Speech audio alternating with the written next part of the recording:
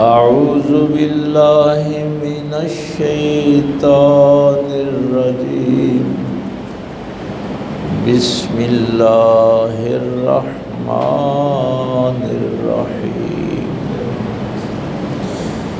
वलिकुल्लि उम्मतिन जअलना मनसकन लियज़्कुरु स्मल्लाहि अला मा रज़क़हुम मिन बहीमतिल अनआम।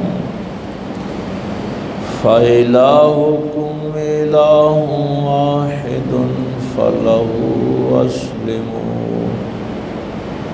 वबश्शिरिल मुख़्बितीन। आमन्तु बिल्लाहि सदक़ल्लाहुल अज़ीम वसदक़ रसूलुहुन नबियुल उम्मियुल करीम। वनहनु अला ज़ालिका मिनश शाहिदीन वश्शाकिरीन। वल्हम्दुलिल्लाहि रब्बिल आलमीन। क़ाल अल्लाहु तबारक व तआला फ़ी शानि हबीबिही मुख़बिरन व आमिरा। इन्नल्लाहा व मलाइकतहु युसल्लूना अलन नबी। या अय्युहल्लज़ीना आमनू सल्लू अलैहि वसल्लिमू तस्लीमा। अल्लाहुम्मा सल्लि अला सय्यिदिना मौलाना मुहम्मदिन व अला आलि सय्यिदिना मौलाना मुहम्मदिन व बारिक वसल्लम। अल्लाहुम्मा सल्लि अला सय्यिदिना मौलाना मुहम्मदिन व अला आलि सय्यिदिना मौलाना मुहम्मदिन व बारिक वसल्लम। अल्लाहुम्मा सल्लि अला सय्यिदिना मौलाना मुहम्मदिन व अला आलि सय्यिदिना मौलाना मुहम्मदिन व बारिक वसल्लम। अल्लाह रब्बुल इज़्ज़त की हम्द व सना के बाद और पाक पैगम्बर सल्लल्लाहु अलैहि वालैहि वसल्लम की बाबरकत अरफ़ा वाला ज़ात पे हदिया दुरूद व सलाम पेश करने के बाद नहायत ही वाजिबुल एहतराम मुअज़्ज़ज़ उलमा सामाईन बुज़ुर्ग व दोस्त व अज़ीज़ भाइयों, हम ये सूरह हज की आयात जो हैं इनको देख रहे थे कि अल्लाह ताला ने हर उम्मत के लिए क़ुरबानी की एक रस्म जो है वो मुकर्रर फरमाई। मनसकन में नसक जो है इसका एक माना रस्म भी किया जाता है। गुज़श्ता जुमे मैंने कहा था कि क़ुरबानी का एक तरीक़ा जो है वह हर उम्मत के लिए मुकर्रर फरमाया, लेकिन इसमें हमने ये सीखा था कि हर उम्मत में रस्में अलहदा हैं, तरीक़े अलहदा हैं, शरीयत अलहदा है, लेकिन मकसद एक ही है कि बंदगी सिर्फ़ अल्लाह की हो। फ़इलाहुकुम इलाहुन वाहिद। और अगली बात ये थी कि सरे तस्लीम जो है वो खम करना है अल्लाह के सामने। ये दिल अताअत और फरमा बरदारी के लिए तैयार रहे, ज़हन भी और दिल भी। ये लफ्ज़ बहीमा जो था, इस पे ज़ाहिर है ज़्यादा बहस होती है, गुफ्तगू होती है। जब लफ्ज़ बहीमा इस्तेमाल हो गया ना कुरान करीम में, कि आपने जो कुर्बानी करनी है वो बहीमतुल अनाम पे करनी है, तो बहीमा में दरिंदे नहीं आते। ये सादा सी एक बात समझ। जब कुरान कहता है ना कि कुर्बानी के जानवर कौन से होंगे, बहीमतुल अनाम होंगे, तो बहीमा में वो चौपाए नहीं आएंगे जो दरिंदे हैं, जो चीर फाड़ करते हैं, खूनखार हैं, जिनके 4 दांत नुकीले होते हैं। शेर है, चीता है, बिल्ली है, कुत्ता है, मसलन इस किस्म के जो दरिंदे हैं वो बहीमा में नहीं आते। अब जब बहीमा लफ्ज़ इस्तेमाल हो गया, ये मैंने बहुत सी बहसें समेट के 2 जुमले आपको अर्ज़ कर रहे हैं कि जब भी कुरान करीम में आप ये लफ्ज़ पढ़ें तो फ़ौरी तौर पे आपके जहन में ये बात आ जाए कि कुर्बानी दरिंदों की नहीं होगी। यानी अल्लाह ताला को ये पसंद ही नहीं है कि जो दूसरों पे हमला करने वाले हैं उनकी कुर्बानी अल्लाह की बारगाह में की जाए। तो दरिंदे इसमें से खारिज कर दिए गए। वो लफ्ज़ भी ज़हन में रहे ना कि कुर्बानी कुर्ब के लिए है ना, तो दूसरों पे जुल्म करने वालों को अल्लाह का कुर्ब ही नहीं मिलता, तो फिर कैसे उनकी कुर्बानी हो जाएगी। तो बहीमा का लफ्ज़ कुरान ने इस्तेमाल करके तमाम दरिंदे इसमें से निकाल दिए। आगे था अनाम, जिसको आप पालतू जानवर कहते हैं, जो घरों में आप पालते हैं। आप कहेंगे कि घरों में तो हम ज़ाहिर है बिल्लियाँ भी पालते हैं, कुत्ते भी पालते हैं, इसलिए उनको निकाल दिया है। अनाम में 3 चीज़ें आती थी, एबल, गनम और बकर। ऊँट आते थे, नम में भेड़ और बकरियां दोनों आ जाते थे, और बकर में गाय और भैंस। ये लफ्ज़ कुरान करीम ने जन्नत के लिए भी इस्तेमाल किया, जन्नातिन नाईम। अनाम का लफ्ज़ जो है ना, इसको ज़रा समझ लें थोड़ा सा। तो जन्नातिन नाईम में भी यही लफ्ज़ जो है ये इस्तेमाल हुआ है। इसमें हमारे मुफस्सिरीन कहते हैं कि इस लफ्ज़ की वुसाअत ये थी कि अनाम वो जानवर होते हैं जिनका गोश्त खाने में भी लज्जत हो और जिनका हाल भी हुस्ने हाल हो, यानी उनका ज़ाहिर और बातिन, जैसे जन्नत में तुम्हें ज़ाहरी खुशी भी मिलेगी और बातनी खुशी भी मिलेगी।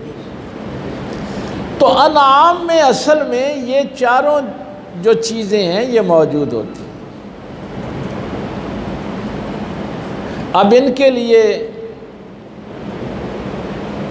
आगे चल के वो वल बुदना जालना में हम बात करेंगे कि बहीमतुल अनाम की अब आपको इसमें ये चारों आ जाएंगे, ऊँट भी आ जाएंगे, भेड़ बकरी भी आ जाएगी, उसके नर और मादा दोनों आ जाएंगे। इसी तरह गाय और भैंस के नर और मादा दोनों जो हैं वो आ जाएंगे। अब ये जो आप रवायत सुनते हैं ना, मुफस्सिरीन किराम फरमाते हैं कि ये लफ्ज़ अनाम से ही नबी पाक सल्लल्लाहु अलैहि वसल्लम ने शरफ़ फरमाया कि वो जो बर्रा बिन आज़ब रज़ी अल्लाह ताला अन्हु की रवायत बयान की जाती है कि उन्होंने कहा कि रसूलुल्लाह सल्लल्लाहु अलैहि वसल्लम ने ऐसे यानी 4 उंगलियां खड़ी करके ये हमें इरशाद फरमाया कि वो लंगड़ा ना हो, यानी उसका ऐब जो है वो ज़ाहिर ना हो, अंधा और काना ना हो, बीमारी जो है वो ज़ाहिर ना हो, और इतना कमज़ोर ना हो कि उसका जो गोदा है हड्डियों का वो भी ख़त्म हो गया हो, गिर पड़। तो ये असल में अनाम की ही शरह थी, ये तशरीह थी अनाम की, कि अनाम होते ही वो हैं जिसमें हुस्ने हाल हो। लंगड़े में हुस्ने हाल ही नहीं है तो वो अनाम कैसे हो गया? काने और अंधे में हुस्ने हाल ही नहीं है। तो पाक पैगंबर सल्लल्लाहु अलैहि वसल्लम की भी ये जो रवायत है ये इसी अनाम की शरह में ये बात बयान फरमाई। वो तो अलहदा बात है कि सहाबी रसूल ने ऐसे करके बताया तो सही, लेकिन साथ ही अपना हाथ नीचे कर लिया, कहा मैं ऐसे करके नहीं बता सकता, इसलिए कि मेरा हाथ तो रसूलुल्लाह के हाथ जैसा नहीं है, मेरी उंगलियां तो नबी पाक की उंगलियों जैसी नहीं।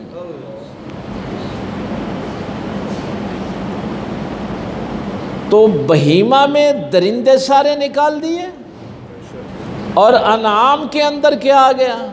हुस्ने हाल, हर तरह का हुस्ने हाल। इसलिए फरमाया कि ये फ़इलाहुकुम इलाहुन वाहिद।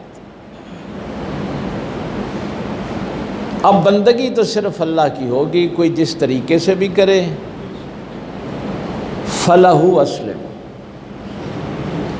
उसी के सामने सरे तस्लीम खम कर। कई यहाँ पे बात करते हैं हमारे ख़तीब लोग और तकरीरें करने वाले, वो तो ज़ाहिर है यहाँ बात नहीं अब मैं कर सकता, तफसीलन लंबी हो जाएगी। ऐसा नहीं है कि कोई ज़न्नी बात थी, गुमान था कि अल्लाह ताला ने मुझसे कुर्बानी लेने का पता नहीं। फिर वो साथ कहते हैं कि एक दिन इब्राहीम अलैहिस्सलाम उठे और उन्होंने ऊँट ज़िबा किया, गाय ज़िबा की। नहीं, मैं सिर्फ एक इशारा करूं। कुरान कहता है वला तक़्तुलू औलादकुम,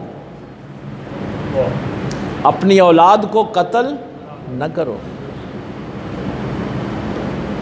फितरत का भी उसूल यही है, अल्लाह का हुक्म है कि औलाद कत्ल न करो। और अगर वही अल्लाह हुक्म दे कि बेटे को ज़िबा कर दो, कत्ल कर दो, तो ये किसी ज़न और गुमान पे नहीं हो सकता, ये कती हुक्म पे हो सकता है। ये किसी गुमान पे नहीं हो सकता कि खा भाई पता नहीं, नहीं ऐसी बात। और इसमें एक टेक्निकल बात, अल्लामा साहब तो समझते हैं, इन्नी अरा फिल मनाम अन्नी अज़बाहुका, यहाँ हमारे मुहक्किकीन ने बड़ा खूबसूरत एक जुमला लिखा है कि इब्राहीम अलैहिस्सलाम को इसके कतई होने पे इतना यकीन था कि माजी का सीगा इस्तेमाल नहीं किया, रई तो नहीं कहा कि बेटा मैंने ख्वाब में देखा, माजी की बात ही नहीं की, मुजारे की बात की कि मैं तो देख रहा हूं कि मैं तुम्हें ज़िबा कर रहा हूं। इतना यकीन है इस बात पे, इस कदर यकीन है कि मैं तो देख रहा हूं कि मैं तुझे, माजी की बात ही। हालांकि यूसुफ अलैहिस्सलाम के ख्वाब में भी माजी का सीगा था, लेकिन इस ख्वाब में माजी का सीगा इस्तेमाल नहीं।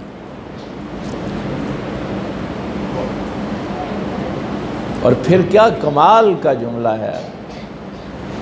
मैं फलहु अस्लिमु की बात अब बता रहा हूँ आपको कि सरे तस्लीम खम होगा अल्लाह के सामने।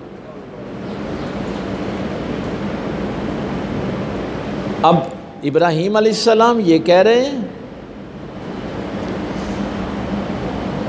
फंजुर माज़ा तरा, और बेटे ने भी क्या कमाल का जुमला कहा,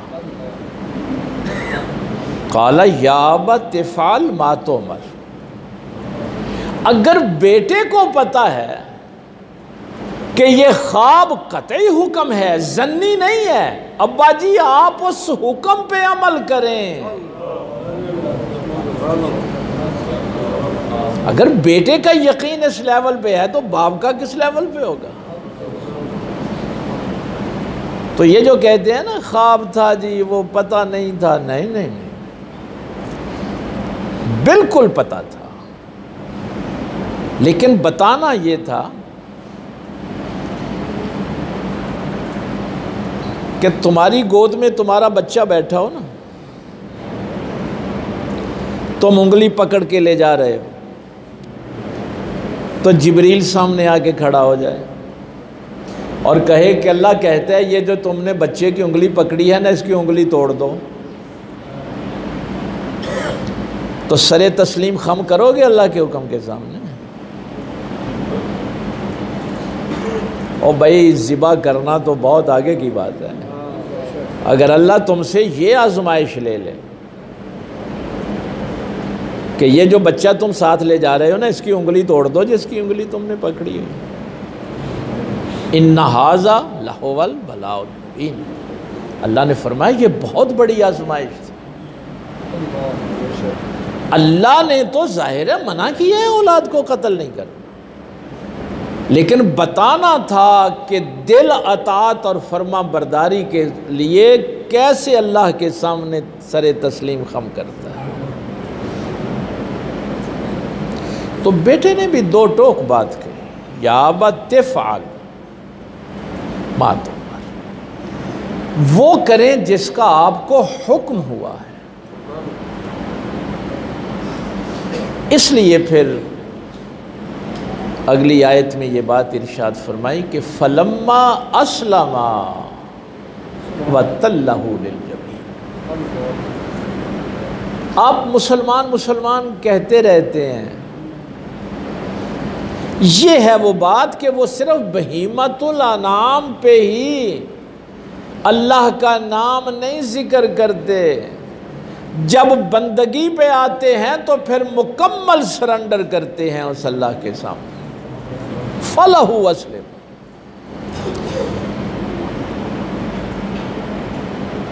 तो दोनों ने सरे तस्लीम खम किया, दोनों झुक गए। अतात और फर्मा बरदारी का जज्बा दोनों के पास था, और बाप ने बेटे को जबी के बल लिटा दिया। ये मैंने पहले भी आपको बताया हुआ है कि ये जो दो साइडें हैं इनको जबी कहते हैं। पूरा नक्शा खींचा और जबी के बल लिटाया। अच्छा, वो पिछली आयत का आखिरी जुमला रह गया था, काला या बतिफ़अल मा तुमर सतजिदुनी इंशाअल्लाहु मिनस साबिरीन। अगर अल्लाह ने चाहा तो आप मुझे साबिरीन में से पाएंगे, सब्र करने वालों में से। इस आयत में भी आगे चूँकि यही है ना, अल्लज़ीना इज़ा ज़ुकिरल्लाहु वजिलत क़ुलूबुहुम, ये पिछले जुमे हमने आज सीख ली थी कि अल्लाह के ज़िक्र से दिल कांप जाते हैं। वस्साबिरीना अला मा असाबहुम, और वो सब्र करते हैं मुसीबत में। आज तो वक्त नहीं है मैं तफसील से बात करूं, इसका फ़र्क समझें ज़रा। वहाँ इस्माइल अलैहिस्सलाम क्या कह रहे हैं कि अगर अल्लाह ने चाहा तो आप मुझे साबिरीन में से, सब्र करने वालों में से। यहाँ भी क्या है कि ये जो अल्लाह के सामने सरे तस्लीम खम करते हैं वो सब्र करने वाले होते हैं, अलामा असाबाहुम। बस एक लाइन में इसको समझ लें, तफसील फिर इंशाअल्लाह किसी दिन अर्ज़ कर दूँगा। जो आज़माइश अल्लाह की तरफ से आए यह आजमाइश अल्लाह की तरफ से थी। कोई बीमारी आ जाए, कोई आजमाइश आ जाए, भूख आ जाए, माल जान का नुकसान आ जाए, जो आजमाइश अल्लाह की तरफ से आए, सब्र का हुक्म उस पे। अगर इंसान कोई जुल्म करे तो उसका मुकाबला करना है, इसमें फर्क करना है। वहां यह है कि ताकत है तो हाथ से रोको, जुबान से रोको, कुछ नहीं कर सकते तो दिल में तो बुरा जानो। तो ये सब्र का लफ्ज जहां पे भी आप कुरान करीम में पढ़ेंगे, ये उस आजमाइश पे होता है जो अल्लाह की तरफ से आती है।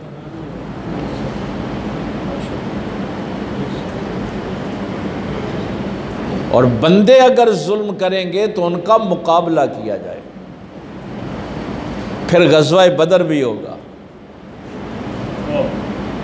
फिर गज़वा उहद भी होगा,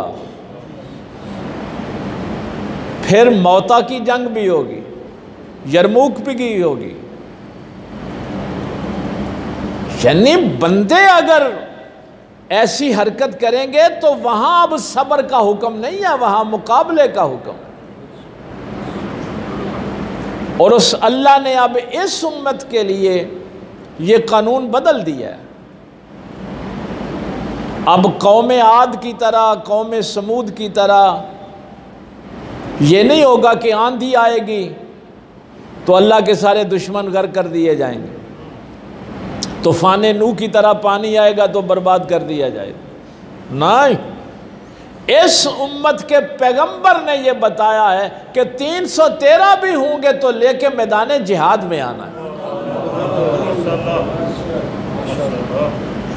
इस उम्मत के लिए ये नहीं है कि हम वो पहली कौमों की तरह हम अज़ाब भेजेंगे, नहीं, अब तुमने मैदान में निकलना, तुम अल्लाह के नुमाइंदे।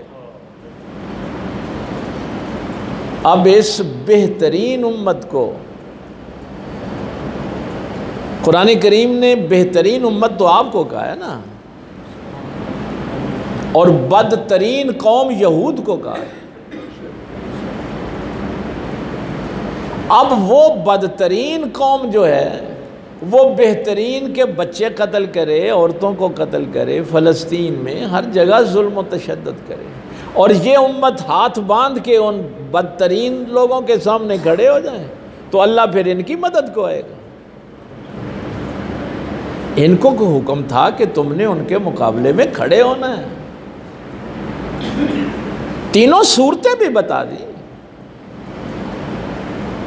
दिल से बुरा जान सकते हो वो कर लो, जुबान से कह सकते हो। भाई जिहाद की ये सारी किस्में हैं ना, कलम से भी जिहाद होता है, तलवार से भी होता है, जुबान से भी होता है, माल से भी होता है, जान से भी होता है। ये सारी किस्में कुरान करीम में लिखी हुई। तेरे पास जो कुछ है, माल से जिहाद करना है माल से कर, जुबान से कर सकता है जुबान से कर, कलम से कर सकता है कलम से कर। अब मक्के के मुशरकों के लिए अल्लाह ने कौम आद और कौम समूद वाला अजाब नहीं भेजा। अब कहा मेरे नबी के सहाबा अबू जहल पे अजाब बन के टूटेंगे। अब ये सुन्नत अल्लाह की बदल गई।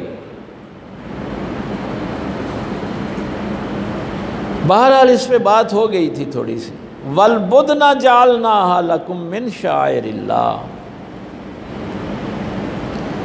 यहाँ पे सिर्फ ऊँट का जिक्र किया। हालांकि अनाम में मैंने आपको बता दी है कि चारों ही थे, इबल भी, गनम भी और बकर भी। तो फरमाया कि ये जो ऊँट हैं ये भी अल्लाह की निशानियों में, शाइरिल्लाह में से।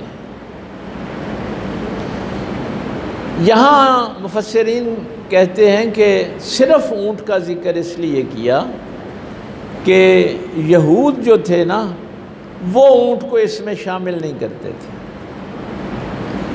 इसलिए ये कुर्बानी करने का तरीका भी देखिए ना, फ़ज़्कुरुस्मल्लाहि अलैहा सवाफ़ा।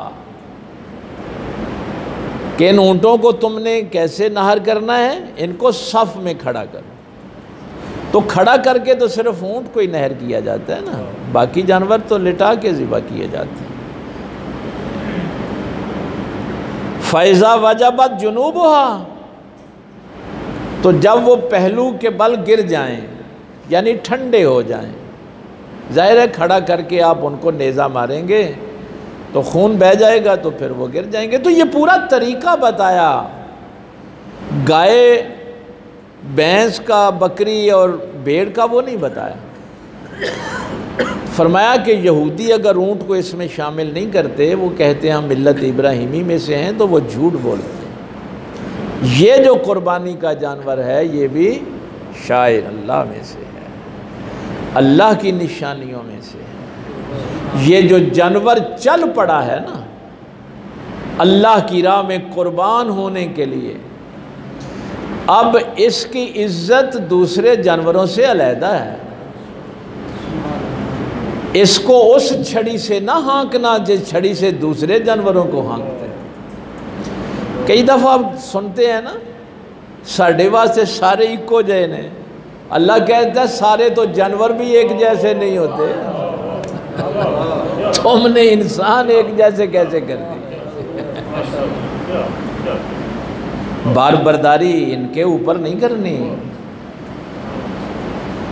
बड़ा एहतराम है इनका, इसलिए कि ये अपनी कुर्बानी पेश करने के लिए अल्लाह की बारगाह में हाजिर हो रहे हैं। तो ये इनका एहतराम। और आगे फरमाया फ़कुलू मिन्हा व अतिमुल क़ानिअ वल मुअतर, इसमें से ख़ुद भी खाओ और जो कनात करके सब्र करके अपने घरों में बैठे हैं, सवाल नहीं करते, उनको भी खिलाओ। और जो मोहतर हैं आके सवाल करते हैं उनको भी दो, और भाई सवाल करने वालों को भी दो। जो इज़्ज़त नफ्स लेके अपने घरों में बैठे हैं, सवाल नहीं करते, उनको भी दो, मोहताजों को भी दो। तो ये जो आप मसला सुनते रहते हैं ना, मेरी समझ में तो वो नहीं आता, चूँकि जब इबारत तो नस में भी है भाई, जब नस में ये चीज़ मौजूद है कि ख़ुद भी खाओ और मोहताजों को भी खिलाओ, तो वो कई कह देते हैं नहीं जी असा तो सारा ही वंड छड़िया। भाई तू अल्लाह से ज़्यादा सियाना हो गया है? अल्लाह जितनी बात अल्लाह फरमाए इसको अताअत कहते हैं, अपनी मर्जी को बगावत कहते हैं। अपनी मर्जी इबादत नहीं होती, अपनी मर्जी बगावत होती है। तो उसूल जो है कुरान का उसको सामने रखें कि खुद भी खाओ, लेकिन बात वो जो ऊपर हम बयान कर रहे हैं वो ही है कि दिल अताअत के लिए, फर्मा बरदारी के लिए कितना तैयार है। कहीं ये भी सुनने को मिलता है अगर तुम्हारी फैमिली वड्डी है तो घर भी सारा रख सकते हो। आजकल ये भी मसले भी होते हैं, दोनों एक्सट्रीम पे चले जाते हैं। वो आने जो थोड़ी फैमिली वड्डी है तो वंडन की कोई लोड़ नहीं, और भाई जितना अल्लाह ने हुक्म दिया है उसके मुताबिक करो। अच्छा एक और बात भी, पहले साल पता है मेरे पाक पैगंबर सल्लल्लाहु अलैहि वसल्लम ने हुक्म दिया था कि कुर्बानी का गोश्त आप 3 दिन से ज़्यादा नहीं रख सकते, सिर्फ 3 दिन का हुक्म। अगले साल पाक पैगंबर सल्लल्लाहु अलैहि वसल्लम ने फरमाया कि तुम 3 दिन से ज़्यादा भी, वो उनके पास थी टेक्नोलॉजी उस दौर में भी, वो सुखा लेते थे, खुश कर लेते थे गोश्त को, और फिर वो सारा साल भी अपने काफ़िलों में साथ लेके जाते थे। तो पूछा गया कि या रसूलल्लाह सल्लल्लाहु अलैहि वसल्लम पिछले साल ये हुक्म था, अब ये है कि 3 दिन से ज़्यादा भी आप अपनी कुर्बानी का गोश्त खा सकते। तो फरमाया पिछले साल मोहताज ज़्यादा थे, ज़रूरतमंद ज़्यादा थे, इसलिए हुक्म दिया था कि ये ना हो कि मोहताज देखते रह जाएं और तुम अपने घर में खुश करके गोश्त रख लो। तो अब चूंकि मोहताज कम थे, सबको मिल गया, तो मैंने कहा कि अब तुम ज़्यादा देर भी स्टोर कर सकते हो। उसूल यही ज़हन में रहे, अगर मोहताज मौजूद है तो फिर 3 दिन से ज़्यादा ना रखना। लेकिन ये वही करेगा जिसके दिल में अताअत का जज्बा है। चूँकि हुआ जब सरकार मौला कायनात का दौरे खिलाफत आया तो आपने भी 3 दिन की पाबंदी लगा दी, आपने भी हुक्म दिया था। तो किसी ने पूछा कि रसूलुल्लाह सल्लल्लाहु अलैहि वसल्लम ने तो बाद में इजाज़त दे दी थी 3 दिन से ज़्यादा, फरमाया किस शर्त पे दी थी कि इस साल मोहताज कम है। तुमने वो मसला तो देख लिया कि इजाज़त है, लेकिन ये नहीं देखा कि किस शर्त पे दी। तो मैं उसी शर्त पे पहला फैसला नाफिज कर रहा हूं कि अब मोहताज ज़्यादा है, इसलिए 3 दिन से ज़्यादा ना रखना। तो जब नस मौजूद है तो आप इसी पे अमल करें, लेकिन करेगा वही जिसके दिल में अताअत का जज्बा है, फरमाबरदारी का जज्बा।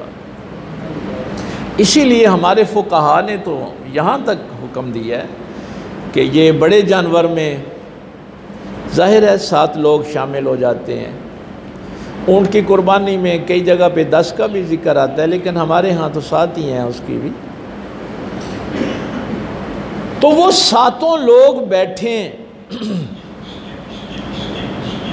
और पहले नीयत और इरादा करें कि हमने अल्लाह की राह में ये ज़बीहा पेश करना। अगर 6 लोगों की नीयत अल्लाह की राह में थी और एक बंदे की नीयत ये थी को चल यार साढ़े घर भी गोश्त आ जाएगा, दिल में अताअत और फर्मा बरदारी नहीं थी, अल्लाह का हुक्म मानना नहीं था, तो वो कुर्बानी ज़ाया हो जाएगी। दोनों चीज़ों पे गौर करें, पहले अपनी नीयत और इरादा, अपना ज़हन, अपना दिल पूरी तरह अल्लाह की तरफ मतवज्जे कि ये मैं जो कुछ कर रहा हूँ ये अल्लाह का रिज़्क़ है मेरे पास, पीछे इसका जिक्र हुआ, तो मैं अल्लाह की अताअत और फर्मा बरदारी में कर रहा हूँ। फिर आपको ये 3 दिन 4 दिन वाले ये सारे मसले आपके हल हो जाएंगे। अगर मोहताज मौजूद हैं, मसाकीन मौजूद हैं, तो आप कैसे रख सकते हैं। दूसरा, आपने ये जो हिस्सा डालते हैं ना, इस पे भी गौर व फिक्र किया था कि ये जितने लोग हिस्सेदार हैं वो सब के पैसे हलाल के।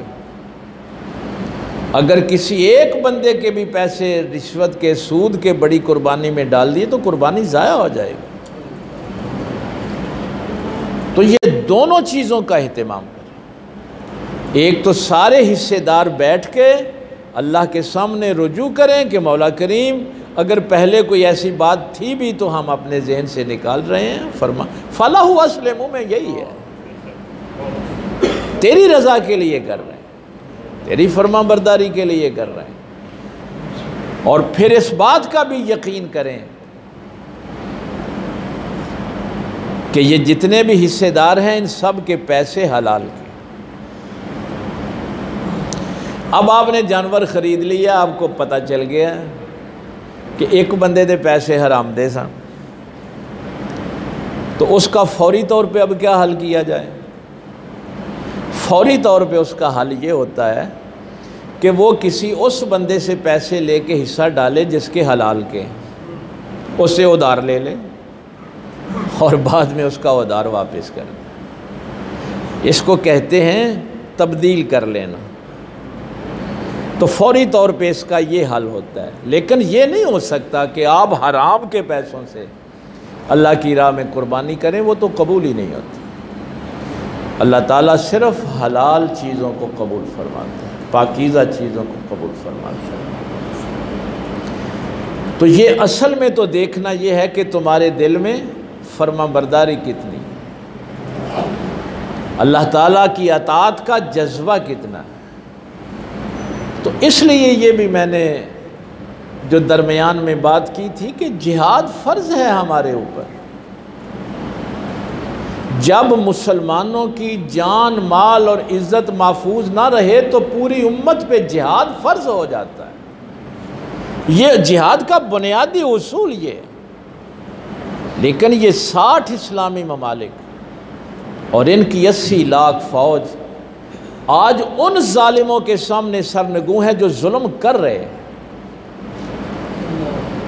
मैं यकीन जानिए, जब कभी तारीख़ का मुताला करते हैं, सुल्तान सलाहुद्दीन अय्यूबी जब यरूशलेम में दाखिल हुआ तो घोड़ों के जो कुछ न तो टखनों कुछ न घुटनों तक लिखा है कि खून में डूब गए थे, उनके टांगे खून में। तो शहर फतह हो गया तो किसी ने कहा कि सुल्तान, तुम्हारे चेहरे पे अब भी अफसरदगी है, अफसोस है, अब तो हमने काफिरों को शिकस्त दे दी।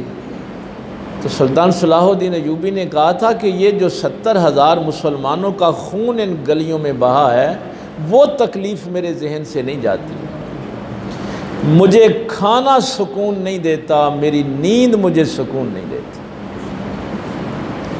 हम कैसे ये पार्टियां कर लेते? और मेरे पाक पैगंबर सल्लल्लाहु अलैहि वसल्लम ने फरमाया वो बंदा मोमिन ही नहीं है। चूँकि हुजूर ने मिसाल ये दी थी कि मोमिन जस्द वाहिद की तरह, जैसे एक जिस्म है, इस तरह पूरी दुनिया के ईमान वाले एक जिस्म की माने।